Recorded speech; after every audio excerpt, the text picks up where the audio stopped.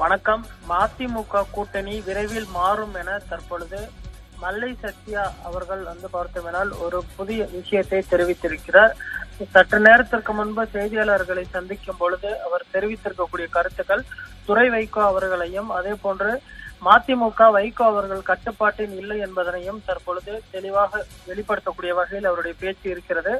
பாஜக தலைமையிலான அந்த அரசில் துரை வைகோ அமைச்சர் பதவி விரைவில் வழங்கப்படும். துரை வைகோ மத்திய அமைச்சராக ஆசைப்படுவதால் தான் பாஜகவுடன் நெருக்கம் காட்டுகிறார் என்ற ஒரு புதிய கருத்தினையும் தற்பொழுது அவர் தெரிவித்திருப்பது அரசியல் வட்டாரத்தில் பரபரப்பை ஏற்படுத்தியிருக்கிறது. கடந்த சில தினங்களுக்கு முன்பு பார்த்தோமேனால் தேமுதிக பார்த்தோமேனால் முதல்வர் அவர்களை சந்தித்து உடல் நலம் குறித்து விசாரித்ததாக சொல்லப்படுகிறது. ஆனாலுமே கூட இதற்கு பின்னணியில் பார்த்தோம்னால் 2026 சட்டமன்ற தேர்தலில் கூட்டணி அமைப்பதாக சொல்லப்படுகிறது. ஒருவேளை தேமுதிகவிற்கு கூடுதல் இடங்கள் கொடுத்தால் நீண்ட காலமாக கூட்டணியில் அங்கம் வகிக்கக்கூடிய மதிமுக வேறொரு கூட்டணியை தேர்ந்தெடுக்கக்கூடிய ஒரு கட்டாயத்தில் இருக்கிறது. அதற்காகத்தான் தற்பொழுது பாஜகவுடன் துரை வைகோ அவர்கள் நெருக்கம் காட்டுவதாக சொல்லப்படுகிறது. அதே கருத்தினை தற்பொழுது மல்லை சத்யா அவர்களும் தற்பொழுது செய்தியாளர்கள் மத்தியில் தெரிவித்திருப்பதும் குறிப்பிடத்தக்கது.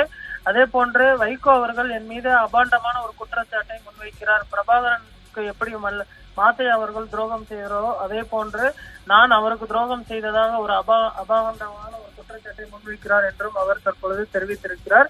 தற்பொழுது கட்சி என்பது வைகோ அவர்களின் கட்டுப்பாட்டில் இல்லை, வேறொருவரின் கட்டுப்பாட்டில் இருக்கிறது.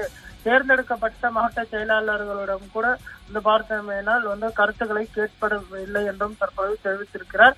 பாஜகவுடன் மதிமுக நெருக்கம் காட்டுவதாகவும் பார்த்தோமேனால் மதிமுக கூட்டணி அமைப்பதற்கான அந்த ஏற்பாடுகளை செய்து வருவதாகவும் தற்பொழுது அவர் தெரிவித்திருக்கிறார். வரக்கூடிய ஜனவரி மாதத்தில் இதற்கான கூட்டணி அமையும் என்றும் அவர் தெரிவித்திருக்கிறார். கருத்து முக்கியத்துவம் வாய்ந்த ஒரு கருத்தாக பார்க்கப்படுகிறது. மதிமுகவில் வைகோ மல்லை சத்யா இடையிலான மோதல் உச்சகட்டத்தை எட்டியிருக்கிறது. இந்த சூழலில் கடந்த ஆகஸ்ட் 2 அன்று சென்னையில் வைகோவை கண்டித்து தனது ஆதரவாளர்களுடன் உண்ணாவிரத போராட்டம் நடத்தினார் மல்லை சத்யா அவர்கள்.